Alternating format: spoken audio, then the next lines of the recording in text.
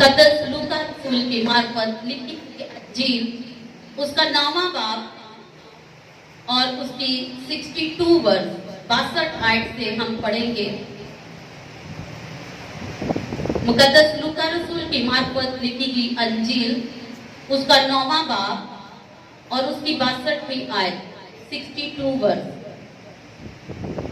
यीशु ने उससे कहा, जो कोई अपना हाथ हल पर रखकर पीछे देखता है वो खुदा की बादशाही के लायक नहीं है। कलामे खुदा का पढ़ा और सुना जाना हम सब के लिए बाइस से बरकत। सब कहे आमीन, हालेलुया।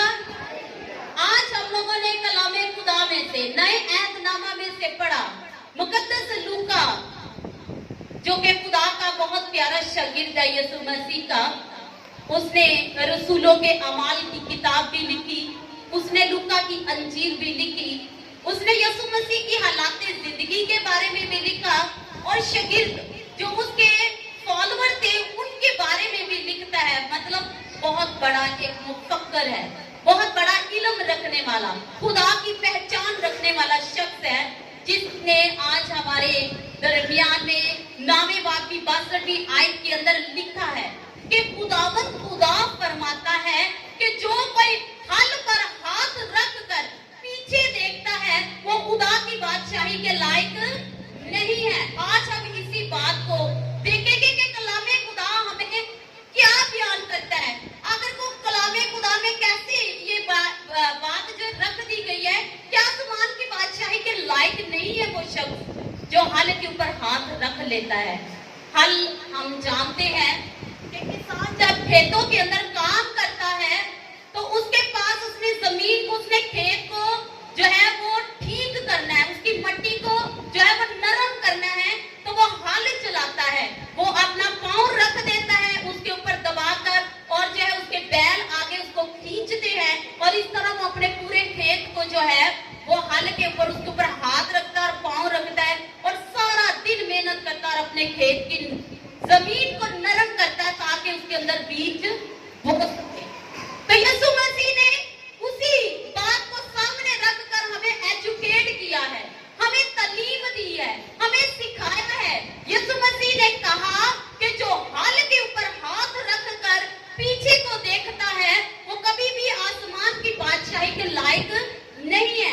अगर किसान भी हल के ऊपर अपना पांव और हाथ रखकर काम में बिजी ना हो, ध्यान ना रखे, तो वो इधर या उधर या पीछे को देखे तो वो जख्मी हो सकता है, उसका पांव जख्मी हो सकता है, वो खुद किसी भी तरीके से जख्मी हो सकता है, उसको परेशानी होगी, काम सही तरीके से नहीं कर सकता, काम सही नहीं करेगा तो अपने खेत के अंदर से फल हासिल नहीं कर सकेगा।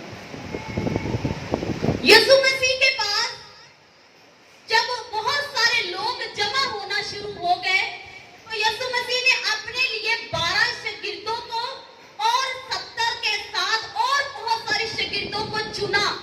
खुदा ने उनको इख्तियार दिया बदरूहों के ऊपर कि जाओ और बदरूहों के ऊपर इख्तियार लो और लोगों को आजाद करो, और बीमारियों के ऊपर उनको कुदरत बख्शी, यानी कि बीमार लोगों को शिफा देने वाली कुदरत खुदा ने दी। शागिर्द थे तो खुदा ने उनको इख्तियार भी दिया और कुव्वत भी दी। तो शागिर्दों को कहा कि जाओ और आसमान की बादशाही को फैला दो। यीशु मसीह अकेला आसमान की बादशाही को नहीं फैला सकता था। उसने अपने शागिर्दों को कहा, मैंने तुम्हें इख्तियार दे दिया है, मैंने तुम्हें कुदरत दे दी है, अब तुम लोग जाओ और जाकर क्या करो, आसमान की बादशाही को फैलाओ। शागिर्दों ने किया। शागिर्दों ने आकर यीशु मसीह को रिपोर्ट दी। उन्होंने कहा कि ऐ खुदावन, तेरे नाम से बदरूहें हमारे ताबिया हैं, ऐ खुदावन, तेरे नाम से हम बड़े बड़े बीमारों को जो है वो शिफा दे रहे हैं। यीशु मसीह ने कहा कि हाँ, मैंने भी इब्लीस को आसमान से नीचे गिरते हुए देखा है। ये है इख्तियार, ये है खुदा की कुदरत। अगर आप अपने खेत के अंदर वफादार हैं तो आप ये बड़े बड़े काम कर सकते हैं। तो यीशु मसीह के पास जब इतनी बड़ी मिनिस्ट्री हो गई तो हर बंदा चाहता था कि मैं यीशु मसीह का शागिर्द बन जाऊं। यीशु मसीह का शागिर्द बनने यीशु मसीह बैठता, कोई ना कोई आ जाता। अभी जो हमने हवाला पढ़ा इससे ऊपर अगर हम कुछ आयतें पढ़े तो वहां पर लिखा हुआ है कि एक शख्स यीशु मसीह के पास आकर उसको कहने लगा, ऐ उस्ताद, ऐ खुदावंद, मैं चाहता हूं कि मैं तेरे पीछे चलूं और तू जहां पर रहेगा, तू जहां पर जाएगा, मैं भी तेरे साथ ही जाऊंगा। बहुत सारे लोग हैं, उनकी ख्वाहिश होती है कि हम पास्टर के शागिर्द बने, क्योंकि वो खुदावन के खेत के अंदर बादशाही का काम करता है, हम भी हिस्सा डालें। तो शागिर्दियत की देखें यहाँ पर मिसालें यीशु मसीह के सामने। उस शागिर्द ने आकर कहा कि जहां पर तू जाएगा, यानी कि सिर्फ पास्टर के साथ जाना और आना, और कोई काम नहीं है। तो यीशु मसीह ने भी उसको साथ ही जवाब दे दिया, भाई खुदा के बंदे, तू मेरा शागिर्द बनना चाहता है? कहता है यीशु मसीह ने कहा कि लोमड़ियों के फट होते हैं और घोंसले होते हैं परिंदों के, इब्ने आदम के लिए कोई सर धरने की जगह नहीं है, मेरा कोई ठिकाना नहीं है, मेरा कोई घर नहीं है जहां पर मैं ठहर सकूं और तुझे भी रात को रख सकूं। तू मेरा लाइफस्टाइल देखना चाहता है? तू देखना चाहता है कि मैं कैसे लोगों के घरों के अंदर जाकर प्रोटोकॉल लेता हूं? ऐसे शागिर्द बहुत सारे मिलेंगे आपको। यीशु मसीह ने उसको फौरन कह दिया कि भाई जिस नीयत से तू मेरे पास आया उसका मैं तुझे जवाब देता हूं, मेरा कोई ठिकाना नहीं है, मैं तो खुदा की बादशाही का काम कर रहा हूं, मैं शहर शहर गांव गांव फिर रहा हूं। अभी मैं किसी दरख्त के नीचे बैठा हूंगा तो थोड़ी देर किसी के घर के अंदर, मेरा कोई ठिकाना नहीं। तू मुझे फॉलो नहीं कर सकता, तू मेरा शागिर्द नहीं बन सकता है, तू हल नहीं मेरे खेत में चला सकता, क्योंकि तेरा ध्यान किधर है? तेरा ध्यान जो है वो घर के ऊपर है, तेरा ध्यान जो है वो दुनियादारी की उन बातों के अंदर है कि पास्टर के साथ चलेंगे और अच्छे दिन गुजरेंगे। मेरे साथ तू अच्छे दिन जमीन के ऊपर गुजारना चाहता है, तू मेरे साथ रहकर अपनी लाइफ को एंजॉय करना चाहता है, तो तू भी आसमान की बादशाही के लायक नहीं है कि तू शागिर्द बन सके। वो चला गया। फिर एक और शागिर्द यीशु के पास आया, कहने लगा कि ऐ खुदावंद, यीशु नासरी मुझे अपनी शागिर्दियत में ले ले। तो यीशु मसीह ने जब उसको देखा तो यीशु मसीह ने उसको देखकर कहा, बात ऐसी भी पर्सनैलिटीज होती है जिनको पास्टर खुद देख के कहता है कि मेरे पीछे चल, मुझे फॉलो कर, तू मुझे देख और सीख, ताकि तू खुदा की बादशाही का काम कर सके, क्योंकि उसको उसमें से कुछ नजर आता है, कुछ उसके अंदर से जो है वो ग्रोथ करने वाली चीजें नजर आती हैं। तो एक शख्स को जब यीशु मसीह ने देखा, उसके पास आया तो उसको कहा, तू मेरे पीछे चल। उसको कितनी बड़ी ऑफर दी गई है। यीशु मसीह ने उसको ऑफर दी, दूसरे बंदे को उसको कहा कि तू मेरे पीछे चल।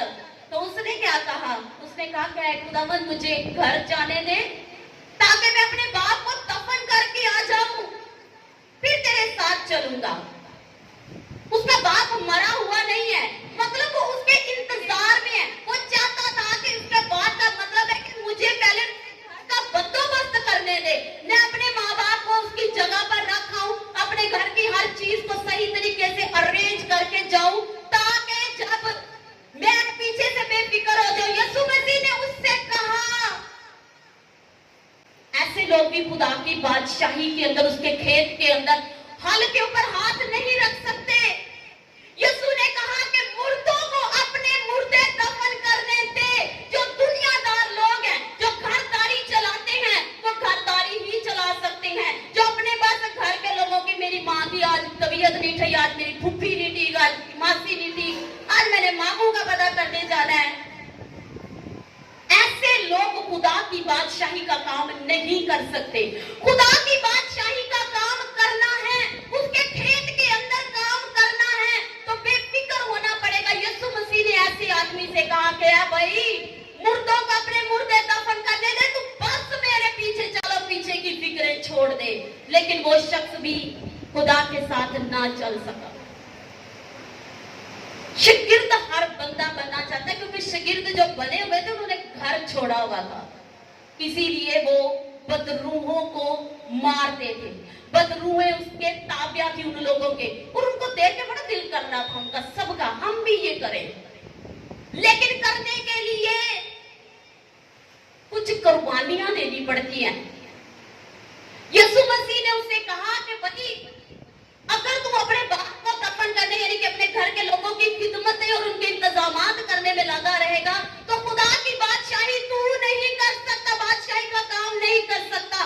मतलब वो खुदा के खेत के अंदर आना चाहते हैं, उसके हल के ऊपर हाथ रखना चाहते हैं, लेकिन पीछे मुड़ मुड़ के देखते हैं, पीछे की फिक्रें उनको लगी हैं। तो यीशु मसीह ने कहा कि भाई तू इस लायक नहीं है, जा अपने मुर्दों को दफन कर और उन्हीं के अंदर रह। फिर एक और तीसरा शख्स यीशु मसीह के पास आया। तीसरा शख्स जो है वो यीशु मसीह के पास आकर उसको कहता है कि ऐ खुदावंद, मैं तेरी बादशाही का हिस्सा बनना चाहता हूं। तो यीशु मसीह ने उसको भी जब देखा तो उसको देखकर यीशु मसीह ने कहा कि यहाँ पर लिखा हुआ है कलामे खुदा के अंदर कि यीशु मसीह ने उससे कहा कि जो कोई अपने हाथ को हल के ऊपर रखता है और पीछे देखता है वो खुदा की बादशाही के अंदर जा नहीं सकता है। तीसरा शख्स जो है ना वो बड़ा अजीब सी बात करता है, और आजकल यही बात चल रही है खिदमत के अंदर। यीशु मसीह के पीछे चलने के लिए उसने कहा कि खुदावन मैं हाजिर हूं तेरी बादशाही के खेत के अंदर काम करने के लिए, बस मुझे इतनी सी इजाजत दे दे ताकि मैं अपने घर वालों से जो है वो इजाजत ले आऊं। मतलब ये तीसरा शागिर्द जो है ये डिसीजन मेकर नहीं है, फौरन फैसला करने वाला नहीं है। वो अपने घर वालों के पास जाएगा, उनसे फैसला करवाएगा, बैठ के कम्युनिकेशन होगी कि यीशु के पीछे जाऊं या ना जाऊं।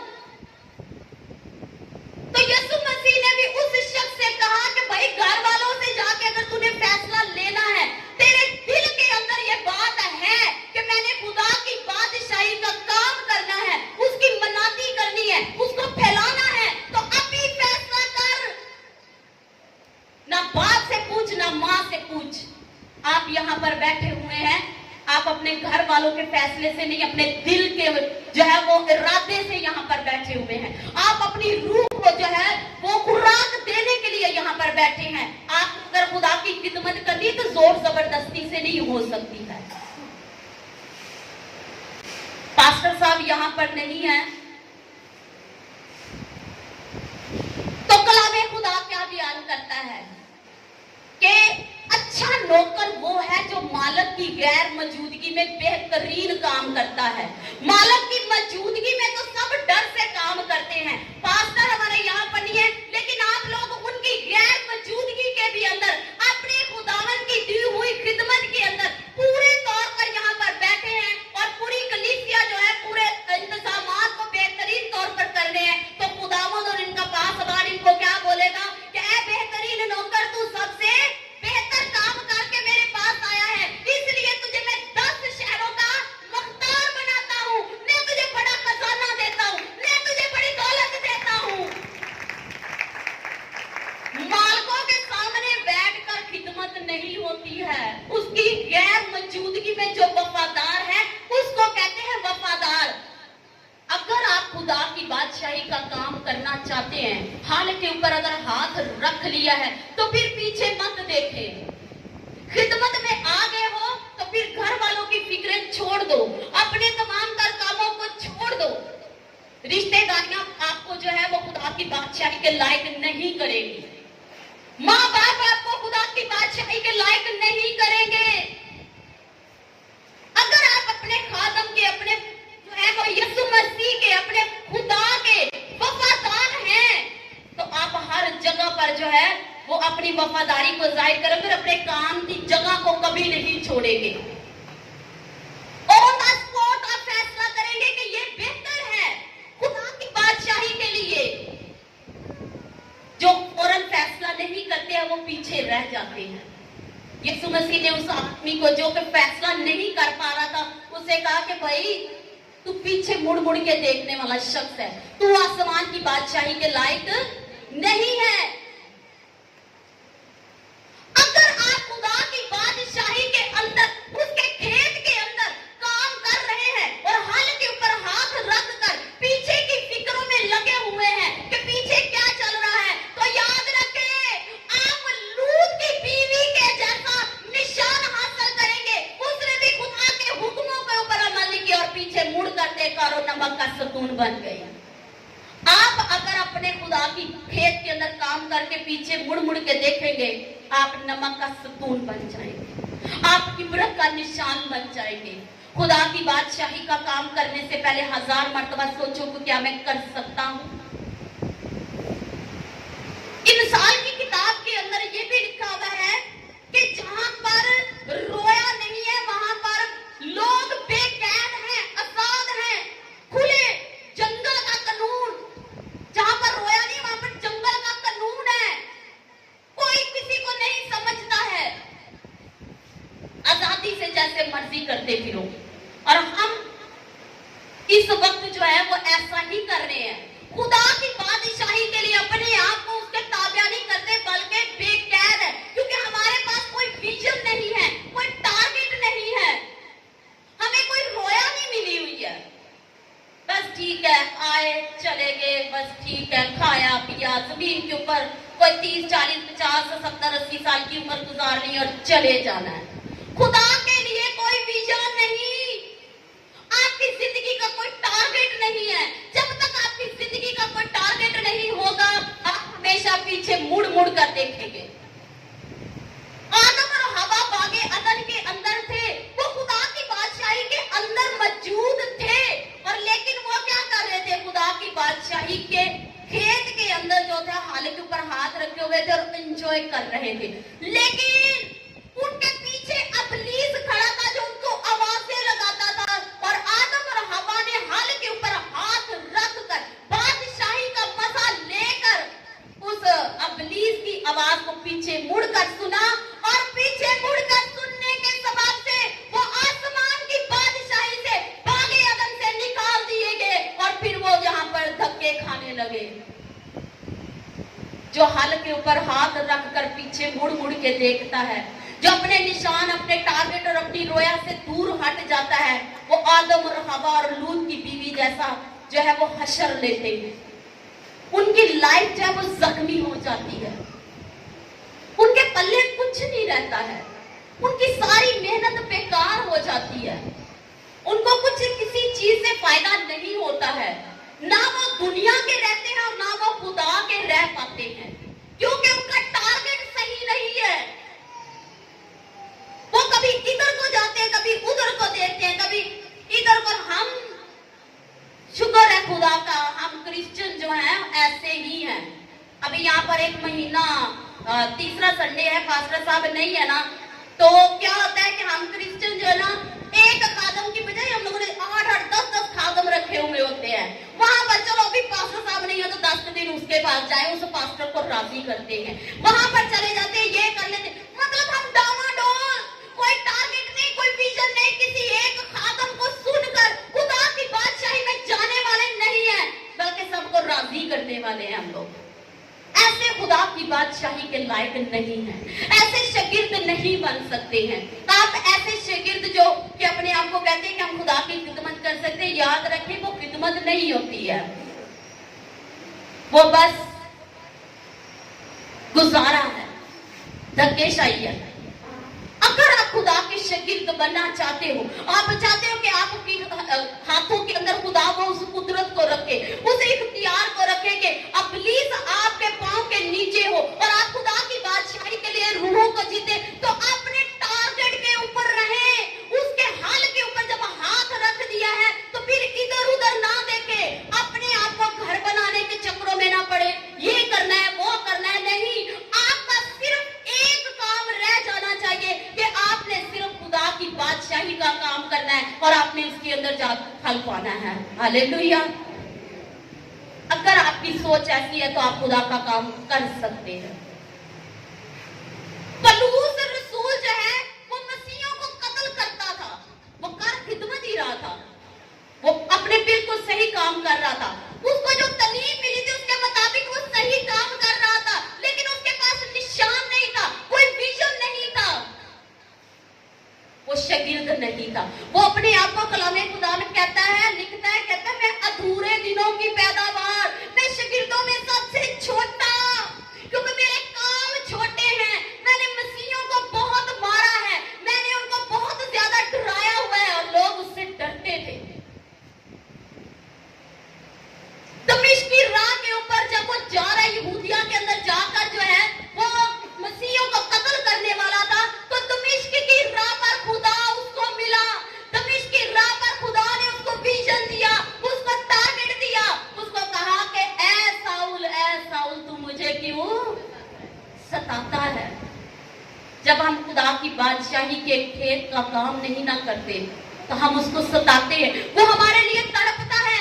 पौलुस रसूल के पास आकर यीशु मसीह ने कहा, ऐ साउल तू मुझे क्यों सताता है? तो साउल ने क्या कहा? कहने लगा कि ऐ खुदावन तू कौन है? खुदावन यीशु मसीह ने कहा कि मैं यीशु नासरी हूँ, जिसके लोगों को तू सताता है, लेकिन आज जो है तू आजाद किया जाएगा। आज मैं तुझे चुनता हूँ, उठ मेरा शागिर्द बन। खुदा सबको आवाज देता, आप यहाँ पर जितने बैठे आप खुदा के शागिर्द बन सकते हैं, लेकिन हकीकी शागिर्द बनने के लिए आपने खुद मेहनत करनी है। आप खुदा के फर्जंद हो, आप खुदा के शागिर्द हो, लेकिन आप अपना काम अगर वफादारी के साथ करते हैं, उसके हल के ऊपर हाथ रख कर पीछे नहीं मुड़ते हैं, उसका काम मुकम्मल करते हैं, तो आप हकीकी शागिर्द और उसकी बादशाही के लायक है। उसकी बादशाही बहुत खूबसूरत है, आपको शायद पता नहीं, इसलिए उसके लिए काम नहीं करते हो। यीशु मसीह की बादशाही ऐसी बादशाही है कि वहां पर सोने की सड़कें हैं, वहां पर जो दरख्त है ना वो 12 महीनों के फल देते हैं, वहां पर ठंडी हवाएं चलती हैं, बिल्लों का कोई मसला ही नहीं है, वहां पर घर बनाने का कोई मसला नहीं है, क्योंकि वहां का आर्किटेक्चर जो है वो यीशु नासरी, उसने कहा बड़े मकान बड़े घर बना लिए, बस मेरे बेटियों और बेटों आ जाओ मेरे पास। लेकिन आएगा तो वही ना जो काम करेगा। माँ बाप को वेले बच्चे कितने पसंद आते हैं, घर में बेटियां 4 घंटे चारपाई पे लेटी रहे ना तो माँ का दिल बाहर आता है कितों दी लेटी है, वो काम भी कर ला। हम जिस्मानी होकर अपने बच्चों को फारग नहीं देख सकते हैं, उसको टूट टूट के पढ़ते हैं, कहते कुछ काम कर, कुछ ये कर, तू ऐसे ही बैठा हुआ है। तो फिर आपका खुदा जो आपके लिए उसने इतनी बड़ी बादशाही रखी हुई, आप उसके लिए काम नहीं करते तो सोचे फिर वो आपके लिए क्या कहेगा? वो आपके ऊपर जो है वो कमजोरियां भेजेगा, आपकी जिंदगी के अंदर जो है वो पुलिस को मौका देगा कि जा जो कुछ तेरा दिल करता है कर, ताकि ये किसी काबिल तो हो जाए, ताकि इनको होश आ जाए कि मेरी बादशाही के लायक तुमने बनना कैसे है। आप अगर खुदा का काम करेंगे तो उसकी बादशाही में दाखिल होंगे। पौलुस रसूल का जब एनकाउंटर हो गया दमिश्क की राह के पर, तब वो कहने लगा अब तो मैं मसीह मौलूद मुकद्दस यीशु मसीह के अलावा किसी को नहीं जानता हूँ। वो कहने लगा कि ऐ खुदावन तू मुझ में पाया जाए, मैं तुझ में पाया जाऊं, इसके अलावा और कुछ नहीं है। पौलुस रसूल ने यीशु मसीह ने एक ही बात बोली, बेटा हाल के ऊपर तूने हाथ रख लिया है, पीछे नहीं तू देख सकता। उसने कहा खुदावंद मैं नहीं देखूंगा। यीशु मसीह ने उससे कहा कि पेने की आर के ऊपर लात मारना तेरे लिए बहुत मुश्किल है। जब आप खुदा की खिदमत करते तो आसान नहीं है, खुदा का काम बहुत मुश्किल है। तब पौलुस रसूल को पहले खुदा ने बता दिया शागिर्दियत में आने से पहले, तो उसने कहा कि खुदावन मैं हाजिर हूँ, मैं अब जान गया हूँ कि तू भी खुदावन खुदा है, तेरे पास बहुत बड़ा अजर है, तेरी बादशाही के अंदर इतना कुछ है खुदावन, वो तो मैं ही लूंगा। खुदा ने कहा कि चल बेर उठ और मेरी बादशाही का काम कर बैर कौमों के अंदर। उसने कहा कि खुदावंदों के खुदा तू मुझे अपना जोर दे, ऐ खुदावंदों के खुदा मुझे अपनी कुव्वत दे, और खुदा ने उसको दी। उसने वो काम किया है जो कोई नहीं कर सका। तो भी उसने शागिर्दियत के अंदर कहा कि खुदावन, मैं अधूरे दिनों की पैदाइश हूं, मैं छोटा हूं, सबसे छोटा हूं। जो 12 शागिर्द यीशु मसीह के साथ थे ना, जो खादम के बड़े करीबी लोग होते हैं वही सबसे पहले दूर होते हैं। जो भेड़ चरवाहे के मोटे के ऊपर चढ़ चढ़ के बैठती है ना, चरवाहा बीमार हो ना, सबसे पहले वही उतर के वहां पे जाती है। ऐसे ही यीशु मसीह के 12 शागिर्दों के अंदर ये लड़ाई हो रही थी कि यीशु मसीह की बादशाही में दाएं कौन बैठेगा और बाएं कौन बैठेगा। पतरस और याकूब की मां आ गई वहां पे, कहने लगी खुदावंद, जब तू अपनी बादशाही में जाएगा तो मेरे एक बेटे को दाएं बैठा लेना और दूसरे को बाएं बैठा लेना, बाकी सारे जाए पहाड़ में। अपने लिए सोचते, लेकिन इस शागिर्द ने जो कि अधूरे दिनों की पैदाइश है, जो कि सही खुदावन के टारगेट को जान गया, उसने निशान को समझ लिया और कहने लगा कि सलीब का पैगाम ही मेरा निशान है। अब मैं अपनी मंजिल की तरफ दौड़ा चला जाता हूँ, मुझे इससे कोई फर्क नहीं पड़ता कि खुदा की बादशाही में मुझे क्या मिलेगा, बस मैं उसकी बादशाही में चला जाऊं, यही मेरे लिए काफी है। यही सोच सबसे बढ़िया यीशु के नाम में। हालेलुया। जब आपके अंदर ये सोच होगी तो आप खुदा की बादशाही का काम फैलाएंगे और दुनिया के अंदर मसीह यीशु चलता जाएगा। हम उसका काम नहीं करते, इसलिए देर हो रही है। पौलुस रसूल ने कहा, पौलुस रसूल कहता है जब वो इतने अच्छे काम कर गया, उसने बड़ी खिदमत की।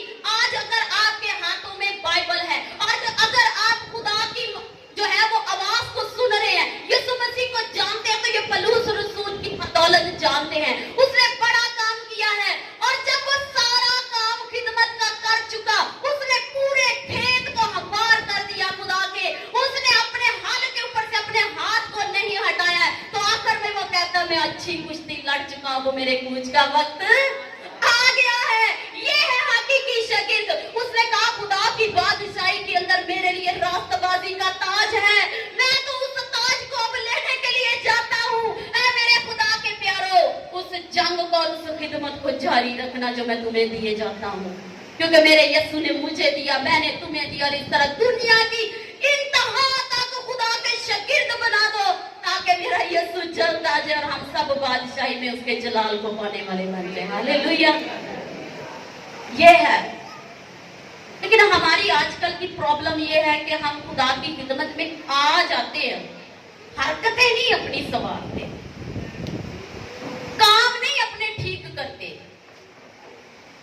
वर्शिप करते हैं तो वर्शिप जो आपके मुंह से निकलती है ना, वो भी दो तरह की निकलती है। कभी गाने गाना शुरू कर दिए, महफिल जैसी होती वैसे बन जाते हैं। कभी गाने गाना शुरू कर दिए, कभी गीत, और फिर गीत ऐसे गाए फिर हाथ उठा रहा है, वो कैसा रूहानी है। और जब इनको मेहंदियों पे देखो तो सबसे आगे ढोल पे भी यही डांस कर रहे होते हैं। मेहंदी दी जान, ऐसे है ना, इसके बगैर तो कुछ हो ही नहीं सकता है। ऐसे शागिर्द खुदा की बादशाही के लायक नहीं है, क्योंकि ये खुदा के खेत के अंदर हल के ऊपर हाथ रखकर बार बार पीछे देखते हैं। अगर आप खुदा की बादशाही का काम करते हैं तो आप अपने फोकस से, अपने टारगेट से मत हटो। आप मत देखो मेरे इर्द गिर्द के लोग क्या कहते हैं, आप मत देखो मेरे पीछे कितनी जिम्मेदारियां हैं। अगर आप खुदा का काम कर रहे हो तो फिर छोड़ दो। आपको पता है कि दहशतगर्द जो खुदकुश हमले वाले होते हैं, उनके अंदर ये भाग भरी होती है कि हमने बादशाही के अंदर जाना है और हम लोगों ने क्या करना है, पीछे की सारी फिक्रें छोड़कर वो काम करते हैं जो उनको बताया जाता है। उनको नहीं पता कि क्या चीज अच्छी है क्या बुरी है, वो बस अपने निशान की तरफ जाते हैं, क्योंकि उनको एक टारगेट दिया गया है। आपके यीशु ने आपको टारगेट दिया है, आप तो उनसे बढ़कर हो। आपकी बादशाही तो बहुत ही बड़ी है। आपकी बादशाही ऐसी है जो खुदा ने तैयार की है, जहां पर ना भूख है, ना प्यास है, ना रोना है, ना चिल्लाना है, बल्कि आपका यीशु आपके आपसे पूछने वाला है। तो फिर उसके लिए कैसा आप लोग चल रहे हो? अपने आप को ऐसे खुदकश अंब वाले बना दो, यीशु मसीह की बादशाही के लिए कुछ करना है, वहां पर खुदा का कलाम ले जाओ जहां पे जाना नामुमकिन है, वहां पर अपने खुदा की बादशाही का काम कर दो, फैला दो जहां पर कोई जा नहीं सकता है। मर तो जाना ही है। मत घबराए खुदा के कलाम को सुनाते हुए, मत परेशान हो, सारी फिक्रें छोड़कर खुदा का काम करें। क्योंकि यीशु मसीह ने क्या कहा है? यीशु मसीह ने यही कहा कि क्या है, पौलुस रसूल को कहता है कि पेने की यार पर लात मारना तेरे लिए अब मुश्किल है। खिदमत में आगे हो तो फिर आप कुछ और नहीं कर सकते हो। आपका फोकस, आपका विजन क्लियर होना चाहिए। इब्राहिम को खुदा ने आवाज दी, मेसोपोटामिया के इलाका ने उसको कहा, ए इब्राहिम अपने रिश्तेदारों को, नातेदारों को छोड़ और मेरे पीछे चल। उसको कोई पता नहीं है बादशाही का। आपको तो आसमान की बादशाही के पूरे पूरे भेद दिए गए हैं। इब्राहिम को कोई भेद नहीं मिला, इब्राहिम को कुछ पता नहीं है, बस चल पड़ा आवाज सुनकर खुदा की। उसको ये पता खुदा ने मुझसे कहा है कि चल, और उसका यही है कि मेरा खुदा जहां पर मुझे लेकर चलेगा मैं वहीं पर पहुंचूंगा। फिर आधे रास्ते में खुदा ने उसको कहा कि मैं तुझे वादा की सरजमीन में लेके जाऊंगा। उसने कहा आमीन खुदावंद, तू जैसा चाहता मैं वैसा ही करूंगा। उसने फिर पीछे मुड़कर नहीं देखा। उसने अपना सब्र और अपना ईमान खुदा के खेत के अंदर बोना शुरू कर दिया। उसने अपना ईमान और अपना सब्र खुदा के खेत के अंदर उसके हाल के ऊपर रख कर ऐसा चलाया कि उसने अपने माँ बाप बहन भाइयों को पीछे मुड़कर नहीं देखा, और उसको खुदा ने ऐसा अजर दिया कि उसको ईमानदारों का बाप बना दिया। हालेलुया! ये बहुत बड़ा एक अजर। आप इब्राहिम को देखें कि उसने मुड़कर पीछे नहीं देखा। उसने अपने टारगेट को, अपने फोकस के ऊपर फोकस किया। तो क्या किया खुदा ने? खुदा ने उसको अपनी आसमान की बादशाही के खानदान का मख्तार बनाया। कहते हैं ना, बाइबल में लिखा हुआ है कि आसमान पर एक ईमानदारों का खानदान है, हम उसमें शामिल होंगे। तो उसका पहला बंदा, जो उसका पहला जो है वो करदार करने वाला, उसको खानदान को बनाने वाला, वो इब्राहिम है। इब्राहिम, इसहाक, याकूब, यूसुफ, वो सब के सब एक खानदान बन गए। लेकिन उसकी बुनियाद किस बंदे ने डाली? उसकी बुनियाद इब्राहिम ने डाली। उस बंदे ने पीछे मुड़कर नहीं देखा। याद रखें, जो पीछे मुड़ मुड़ कर खुदा के कामों को करते हुए देखता है वो कभी खुदा की बादशाही का काम नहीं कर सकता। आप अपने आप को जो है वो खुदा की बादशाही के खेत के अंदर जब उतार देते हो तो मत सोचो कि वहां का माहौल क्या होगा। आपने माहौल अपना खुद बनाना है। यहाँ पर मैं कलाम सुना रही हूँ, आपने बरकत अपनी खुद से रिसीव करनी है। आपने इसको ध्यान से सुनकर इसके ऊपर अमल आपने करना है। मैंने अपने खुदा के काम को और अपने पास्टर के दिए हुए काम को अंजाम दिया है। इसी तरह देखें कि अगर आप अपने खुदा के खेत के अंदर काम करते तो सारी चीजों को आपको जो है वो पीछे छोड़ना है। मूसा को खुदा ने अपने लोगों का विजन दिया कि मेरे लोगों को गुलामी के खेत में से निकाल ले। तो उस बंदे ने अपने ज़हन में रख लिया कि मेरे खुदा ने मुझे ये खेत के अंदर काम दिया है कि मैंने उनको गुलामी के खेत में से निकालकर खुदा की वादा की सरजमीन की उस बादशाही में लेकर जाना है। तो उस शख्स ने क्या किया? उसने फिरौन के, मिस्र के खजानों को जो है वो ठोकर मार दिया और फिरौन की बेटी का बेटा होने से भी इनकार कर दिया। ये है खुदा का काम, ये है बड़ा काम। आपने कुछ किया ही नहीं और आप कैसे कर सकते हो कि खुदा की खिदमत? आपके अंदर उस बात का जज्बा नहीं है। पलूस के अंदर इस बात का जज्बा था। उसने कहा कि मैं कुछ नहीं जानता। इब्राहिम जो है वो अपने टारगेट से नहीं हटा है। उसने जब खेत के हल के ऊपर हाथ रख दिया तो पीछे नहीं मुड़ा है। मूसा ने भी खुदा के लोगों को आजाद करवाने के लिए उसके खुदा के हुक्मों पर जो है वो अमल करके उनको उस बादशाही के अंदर ले गया, उस बादशाही में जो खुदा ने उनको वादा की सरजमीन दी। अगर मूसा पीछे मुड़ मुड़ के खजानों को देखता, उस ऐशो आराम को देखता, तो आज बनी इस्राएल कौम जो है वो अपने उस खुदा की कुदरत को ना देखती, जो कि आज हम भी देख रहे हैं। मैं अभी कल ही हम फैमिली सारी देख रहे थे, इंडिया के बहुत सारे यूट्यूबर्स के ऊपर छोटे छोटे जो चैनल्स हैं उनके ऊपर वो लोग दावा करते कहते हैं इस्राएल का खुदा तो आज भी वही खुदा है जो उसने मिस्र के अंदर अपने लोगों को आजाद करने वाला काम किया था। कहता उनका खुदा बहुत बड़ा खुदा है। कहते इब्राहिम का खुदा, इसहाक का खुदा और इस्राएल का खुदा मुबारक है जो आज भी बड़े बड़े काम करता है। किसकी बदौलत? क्योंकि वो भी अपने टारगेट से नहीं हट रहे हैं। आपका अगर निशान क्लियर है तो आप कामयाब हो जाएंगे।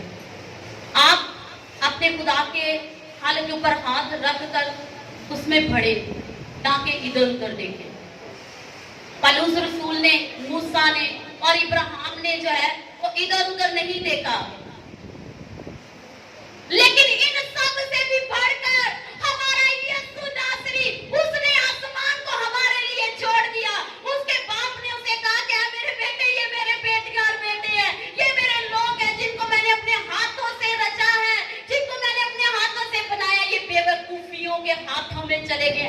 इब्लीस इनको खींच रहा है, इब्लीस इनको रोक रहा है। मेरे बेटे, मैं इनको कैसे आजाद करूं? तो बेटे ने कहा कि खुदावन, मेरे बाप, मैं हाजिर हूं, मैं इनका कफारा दूंगा, मैं इनको आजाद करूंगा, तेरी बादशाही के अंदर लेकर आऊंगा। और मेरे यीशु मसीह ने कोई भी अपने टारगेट को जाए वो अपने उसमें किसी चीज को आने दिए नहीं दिया। उसने जो हल पकड़ा था उसको पूरा किया और सलीब के ऊपर उसने मेरे लिए और आपके लिए जान देकर उसने साबित कर दिया कि ऐ खुदावंद, मैंने अपने काम को पूरा किया है। यीशु मसीह तो कहा कि खुदावंद, हो सके तो ये प्याला मुझसे टल जाए, लेकिन फिर उसने कहा कि खुदावंद मेरी नहीं बल्कि तेरी मर्जी पूरी हो। बोले खुदावंद मेरी नहीं बल्कि तेरी मर्जी पूरी हो। आप अपने हल के ऊपर एक ही बात बोले, खुदावंद मेरी नहीं बल्कि तेरी मर्जी। इब्लीस ने मेरे यीशु को बहुत तड़पाया, उसने उसका पीछा नहीं छोड़ा, उसने उसको बार बार इस बात के लिए बरकराने की कोशिश की ताकि ये इन लोगों को खुदा की बादशाही में ना लेके जाए। लेकिन उसने हाथ के पर हाथ रखकर पीछे मुड़कर नहीं देखा, बल्कि उसने आगे को ही सफर किया, आगे को सफर किया और हमें आसमान की बादशाही के फर्जंद बना लिया। जब हमारे यीशु का फोकस क्लियर है, जब वो अपने खेत के अंदर पूरा पूरा काम करता है, कहता है मैं अपनी मर्जी नहीं बल्कि मैं अपने बाप की मर्जी को पूरा करता हूँ, जो मेरा बाप करता है मैं भी वही करता हूँ। कहता है कि मैं अपने बाप के ताबिया हूँ। मेरे बाप ने कहा कि इनके लिए जान देनी है तो मैं खुदावन तेरे लोगों के लिए अपनी जान कुर्बान करता हूँ। और उसने हमारे लिए अपनी जान कुर्बान की। वो हमारे लिए फकीर और मरदूद मर्दे का बना और रोज का आसना बन गया। उसने मेरी और आपकी खताएं अपने ऊपर ले ली और कलवरी की राह के ऊपर गिर कर भी और फिर उठ खड़ा होकर सलीब के ऊपर जाकर उसने कब्र के अंदर उतर कर और फिर जी उठकर हमारा कफारा दे दिया और हमें बादशाही के वारिस। मेरे खुदावन के लिए जोरदार तालियां होनी चाहिए, क्योंकि वो कुदरत का खुदा है।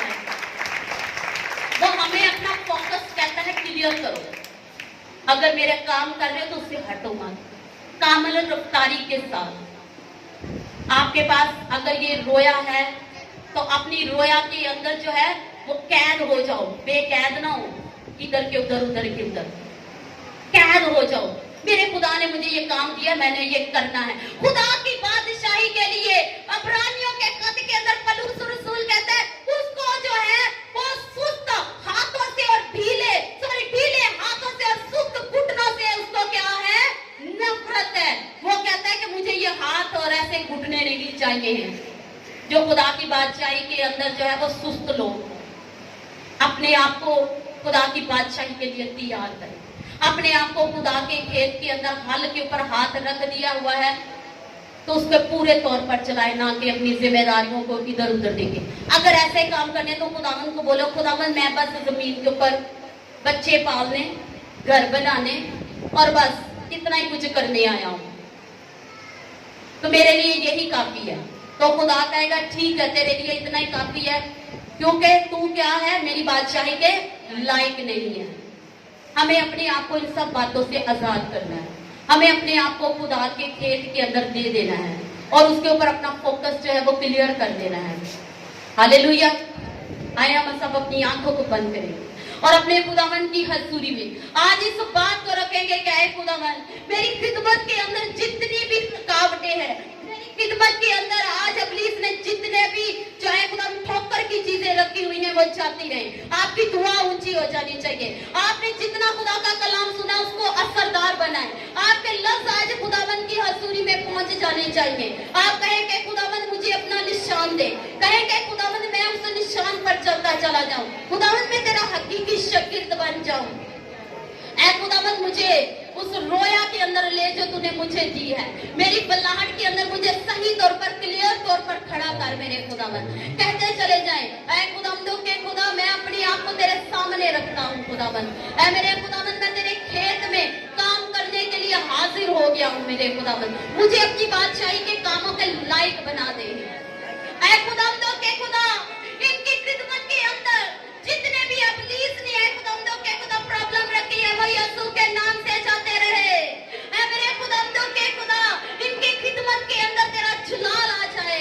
ऐ खुदावंदों के खुदा इनकी खिदमत के अंदर से हर तरह की कमजोरी जाती रहे यीशु के नाम से। ऐ मेरे खुदावंदों के खुदा इनकी खिदमत के अंदर ऐ खुदावन इनका फल साबित कर दे मेरे खुदावन। इनकी खिदमत के अंदर जो है खुदावंदों के खुदा ये तेरी बादशाही के लिए करना चाहते हैं। ऐ मेरे खुदावंदों के खुदा इब्लीस की दी हुई तमाम कर मसरूफियात यीशु के नाम से जाती रहे। इनकी सुस्ती है खुदावंदों के खुदा तेरे बेटे यीशु के नाम से जाती रहे। इनकी बीमारियां जो इब्लीस ने रखी हैं और ऐ खुदावन इनकी गवाहियां बनने से रोके हुए हैं, तेरी बादशाही में जाने से रोके हुए हैं, वो यीशु के नाम से जाते हैं मेरे खुदावन। तू इनको बहाल कर मेरे खुदावंदों के खुदा। इनकी हड्डियों के अंदर तेरी कुव्वत आ जाए तेरे कलाम की मेरे खुदावन। ऐ मेरे खुदावंदों के खुदा ये तेरे जोर को जान जाए, ये तेरी बादशाही के है खुदा उस निशान को जान जाए। ये खुदा तेरे बंदा पलूस की तरह समझ जाए, ये तेरे बंदा पलूस की तरह विजनों को हासिल कर जाए। इनके विजन इनकी है खुदा आंखों के सामने रोशन कर दे, इनकी आंखों का रोशन कर यीशु के नाम से मेरे खुदावन, ताकि अपने टारगेट को जान जाए। इनके है खुदावंदों के खुदा हाथ और पांव और इनके बदनों को इनकी रूह को मजबूत कर, ताकि तेरे दिए हुए निशान की तरफ भागते चले जाएं। ऐ मेरे खुदावंदों के खुदा ये तेरे खेत के अंदर हल के ऊपर हाथ रख कर पीछे मुड़कर देखने वाले ना हो, बल्कि ऐ खुदावंदों के खुदा ये इब्राहिम के खानदान में शामिल होने वाले बन जाए यीशु के नाम से। ऐ मेरे खुदावन इनको बढ़ा मेरे खुदावन, ये तुझ में ग्रोथ पाए मेरे खुदावन, ये तुझ में जोर पाए मेरे खुदावन, ये तेरी कुव्वत को हासिल कर जाए यीशु के नाम से। ऐ मेरे खुदावंदों के खुदा इनको बहाल कर अपनी कुदरत के जोर से मेरे खुदावन। ऐ मेरे खुदावंदों के खुदा इनकी जिंदगी के अंदर से इब्लीस के हर तरह के हथकंडे जाते रहे, उसकी चालाकियां फेल हो जाए और ये तेरी खिदमत को पूरे तौर पर सरअंजाम दे। ऐ मेरे खुदावंदों के खुदा इनके खेत को हमवार कर मेरे खुदावंदों के खुदा, ताकि ये तेरे खेत में और जमीनी खेत के भी अंदर बरकत ठहरे मेरे खुदावन। ऐ मेरे खुदावन इनके किचनों को बरकत दे, इनके किचन के अंदर रिज़्क़ का बरकत दे यीशु के नाम से। ऐ मेरे खुदावन इनका रिज़्क़ बढ़ता चला जाए, इनके कारोबार के अंदर ऐ खुदावन तेरी बरकत आए, इनके हाथों के अंदर तेरी ब्लेसिंग आ जाए, ताकि ये तेरे खेत के ऊपर भी ऐ खुदावन के खुदा जब हाथ चलाए अपने तो वो बरकत हो मेरे खुदावन। इनके किचन का पहला खत्म ना हो रिज़्क़ पर, बल्कि तेरी बरकत के साथ और आ जाए यीशु के नाम से।